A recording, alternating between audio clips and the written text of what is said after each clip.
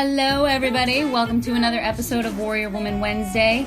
I'm releasing this one a little late. I like to get these out early in the morning, but didn't get to get that done today. So it's been a week. I actually had two awesome girls scheduled to come on with me and record, but unfortunately life happens and we couldn't get together. So we have rescheduled and are in the process of rescheduling.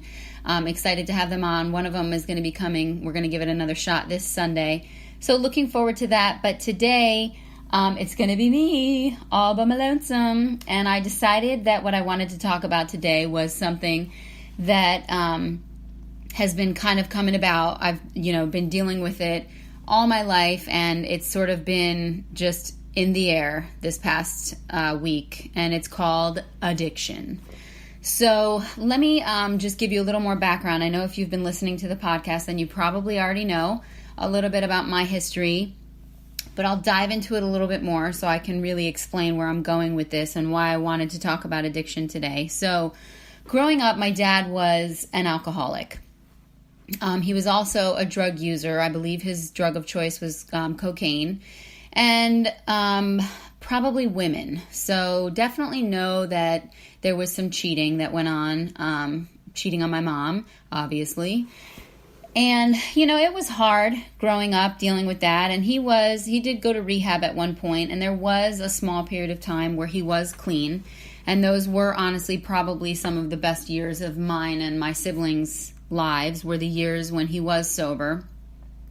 But unfortunately, they were short-lived. And sort of leading up to where I am today, growing up, my mom was just amazing. I mean, if you know me, if you know my family, if you know my mom, she was Mama Cicchetti. Everybody loved her. She was a super sweet woman. She was an amazing mother. She raised 4 kids and took care of everything.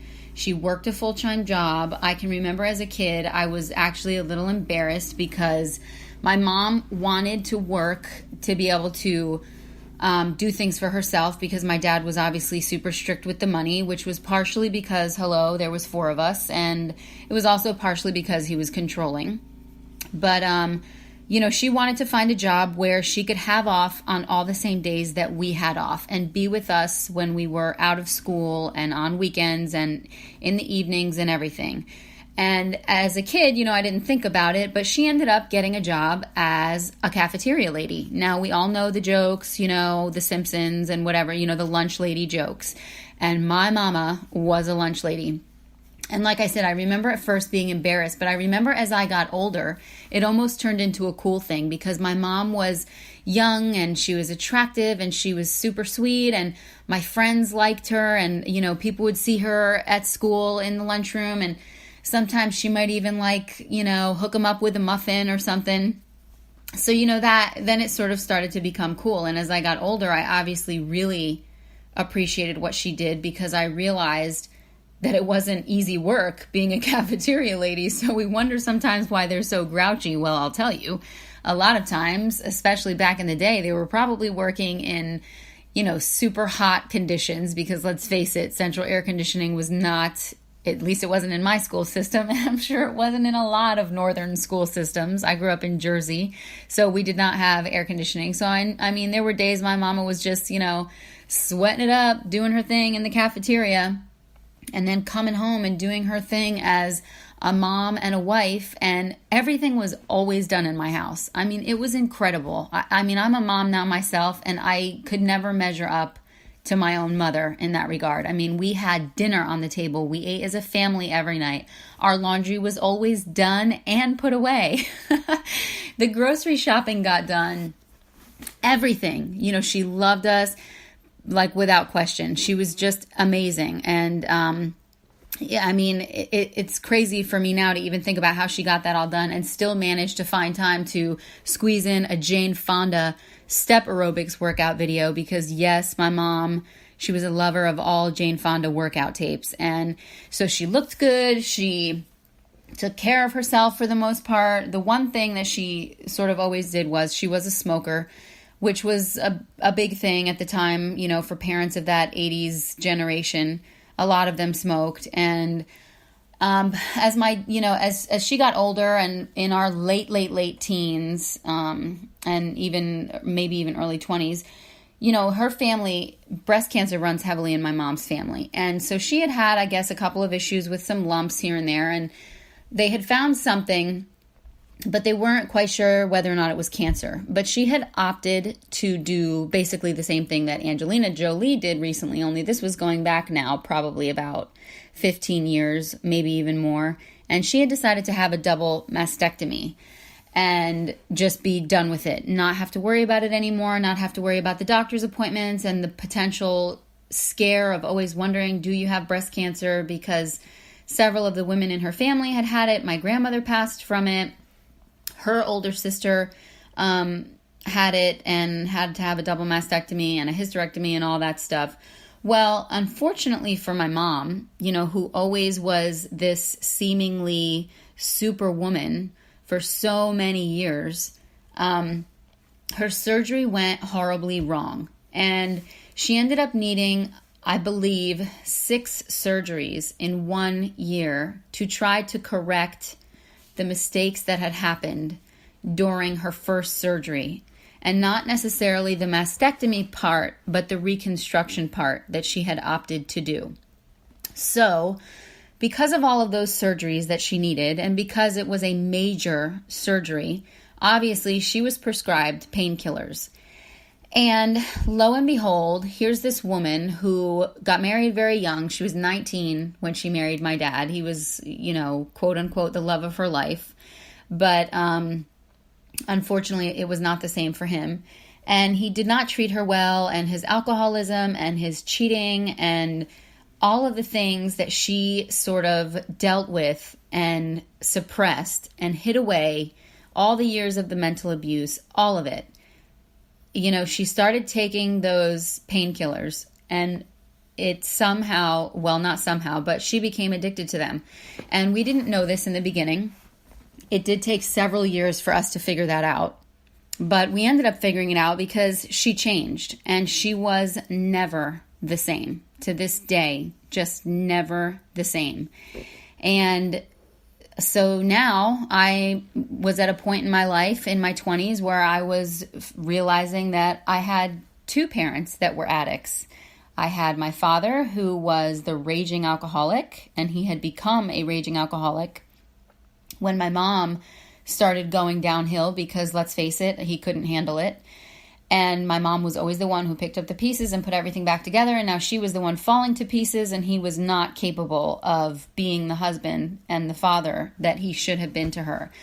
And so, she ended up becoming addicted to painkillers, and they made her feel this false sense of happiness.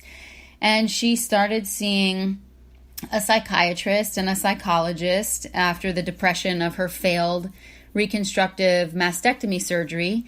And then the painkillers turned into being overprescribed. At one time, she was on like 12 different antidepressants, anti-anxiety medication, all kinds of things. And I'll never forget, realizing something was wrong when I was at the house one day and I was looking at her. She was sitting on the couch and she was just in a complete fog. She was just sitting there almost like staring at nothing. And we had a pharmacist who was like our family pharmacist growing up. And I went down to the pharmacy to pick up a prescription for her. And, this was in the beginning of the patient privacy stuff and everything. And I remember the pharmacist saying to me, listen, I can't tell you what medications your mother is taking, but I can tell you that I'm worried about your mom. I think you need to talk to your family and you need to find out all of the medications that she's taking and try to get her some help. And that obviously was the best thing that could have happened, because it was then that I thought, okay, well, I'm feeling like something is not right because there's literally something not right. So I started doing the research and went through all of her medications and realized that, yeah, she was on way too many things. And so we decided to try to get her help, and she went through just years and years and years after that of just like dark times. She was in and out of mental institutions. She tried to kill herself. I can't even believe I'm saying that out loud on this podcast, but it was very difficult for me and my siblings, to see this woman who was like superwoman, the best mom, just totally fall apart. And even when we thought that she had gotten, quote unquote, better, she started replacing her addiction to pills with shopping and spending money. And it ended up being where a couple of years ago, several years ago, my dad ultimately decided to divorce my mom, which to this day I just think is the funniest thing ever, because she's the one who should have left him a long time ago, and she didn't. So here she was, this completely broken woman, still living with this alcoholic husband. He left her, divorced her, somehow left her with nothing. And so my mom, moved down to Florida because that's where me and my two brothers are. And she's just never been the same. And let me tell you something. For a long time, with both my parents, but certainly more so with my mother, I always tried to do whatever I could to help, feeling like I could change them. So my message for this podcast today, if you're dealing with people with addiction in their lives, the biggest thing, which has been an awakening for me and part of what I've been going through these last several months when I went through my little, bout with postpartum depression and stuff, and realizing that I cannot help my mother. I'll never help my father. There are certain diseases that people get and you can help them. Someone gets, unfortunately, some type of cancer, or they have some kind of a heart issue, or whatever, even if it's just the flu. You can go to these people, you can help them, you can bring them chicken soup, you can do what you can do to soothe them and help them recover. But with addiction, there is nothing that you can do. There is nothing that you can do, because the only person who can change those ways is the person who is struggling with the addiction. So the most important thing that I've realized is that you cannot enable people with addictions. They have got to figure it out on their own. And unfortunately, more times than not, that happens when they hit rock bottom. And sometimes as their family member, that's really hard to see. It's really hard to go through, but I've been through it so many times and fallen on my face and gotten nothing, because it does nothing for the person. It doesn't get them any better for you to try and swoop in and help them. They have got to want to do it for themselves. So if you're dealing with someone with addiction in their life, you have to know that it's up to them. It's not up to you, and it's not something that you're doing wrong, and it's not terrible of you to get to a point where you realize that, and where you realize that it's time for you to back away and let them figure it out on their own, for better or for worse.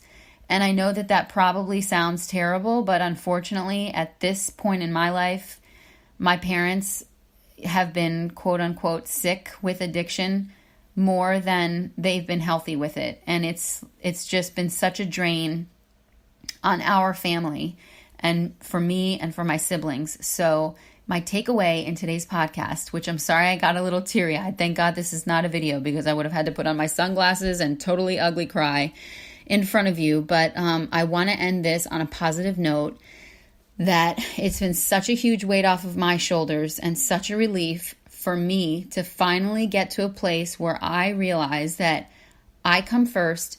I have to take care of myself first. And I cannot try to take care of someone else's problems or help someone else's issues, especially someone struggling with addiction. They have got to do it on their own. And there are so many resources that we can help them, or not help them, but we can provide them. But at the end of the day, they have to do it on their own. So if you're dealing with this too, just know that you've done all you can, but it's really up to them. So have a great day. Enjoy the rest of the week. And thank you so much for listening.